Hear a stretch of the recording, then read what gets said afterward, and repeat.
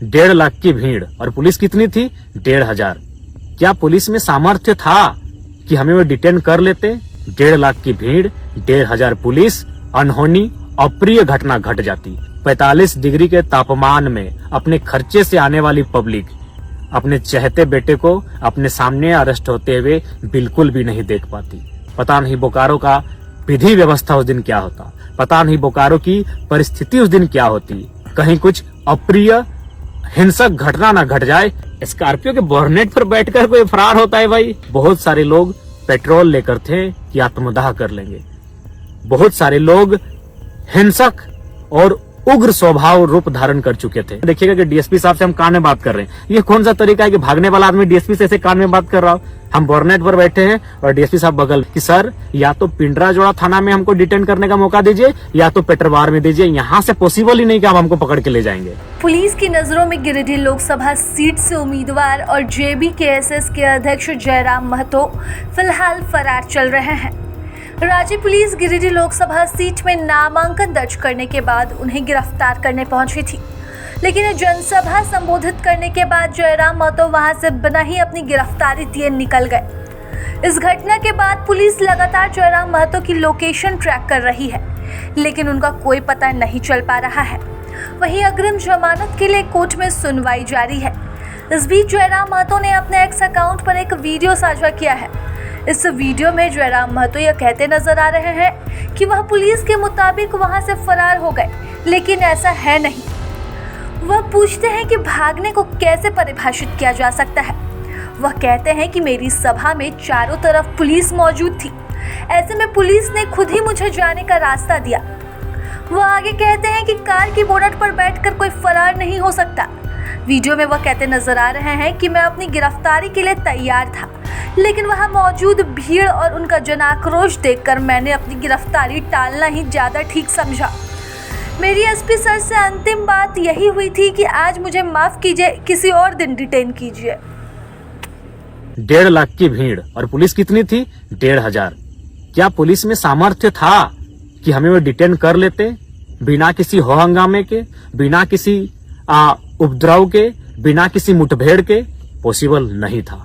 1.5 लाख की भीड़, 1,500 पुलिस, अनहोनी अप्रिय घटना घट जाती।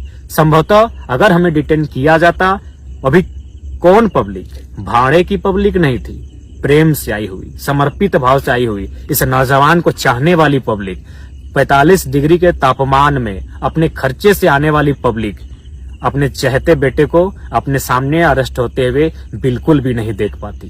पता नहीं बोकारो का विधि व्यवस्था उस दिन क्या होता, पता नहीं बोकारो की परिस्थिति उस दिन क्या होती।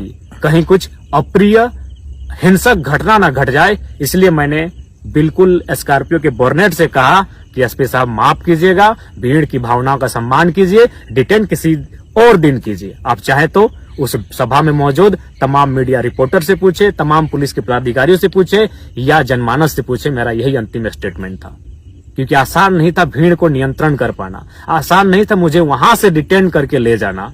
क्योंकि आप भी जानते हैं, आप हमें पसंद करें या ना करें, मैं ये अपने आलोचकों के लिए और विपक्ष के लिए कहना चाहूंगा, लेकिन ये आपको मानना होगा, आज लोगों के आशीर्वाद ने मुझे झारखंड का जन नेता बनाया है।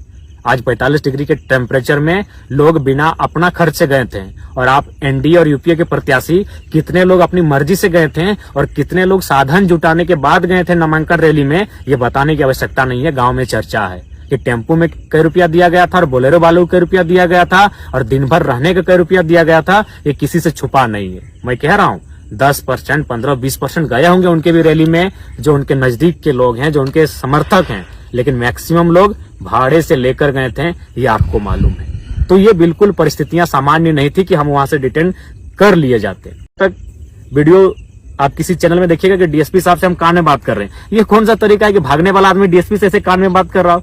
हम बोर्नेट पर बैठे हैं और डीएसपी साहब बगल में। हम उनको क्या कह रहे थे कान में पता है कि सर या तो पिंडराजोड़ा थाना में हमको डिटेन करने का मौका दीजिए या तो पेटरवार में दीजिए। यहाँ से पॉसिबल ही नहीं कि आप हमको पकड़ के ले जाएंगे। यहाँ उपद्रव हो जाएगा, यहाँ अप्रिय घटना घट जाएगी, क्योंकि पब्लिक का मूवमेंट गजब का है। भावनाओं में भी है, आंखों में आंसू भी है और आंखों में अंगारे भी हैं, और मुझे लगता है बोकारो आज जल जाएगा। इसीलिए विधि व्यवस्था को मेंटेन कीजिए, डिटेन किसी और दिन कीजिए।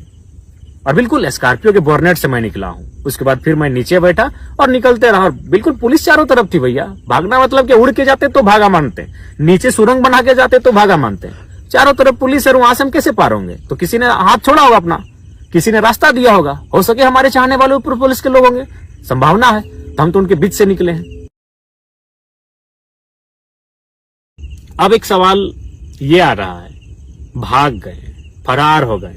मैं आपसे पूछना चाहूंगा कि भागने का अर्थ, भागने की को कैसे आप परिभाषित करेंगे?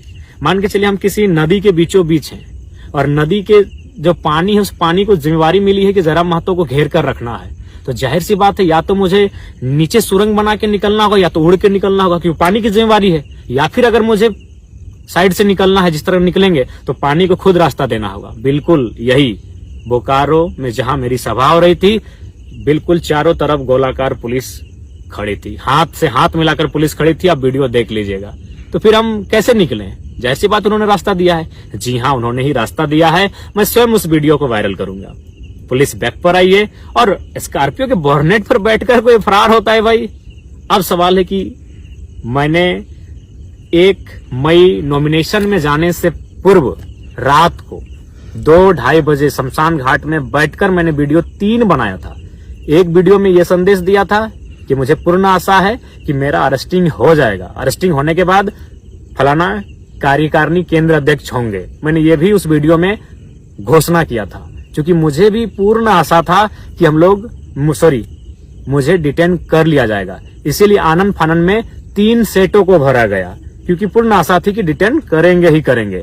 लेकिन वहां तक, डीसी चैम्बर से बाहर निकलने तक मैं बहुत उत्सुक था कि मुझे अरेस्ट करें।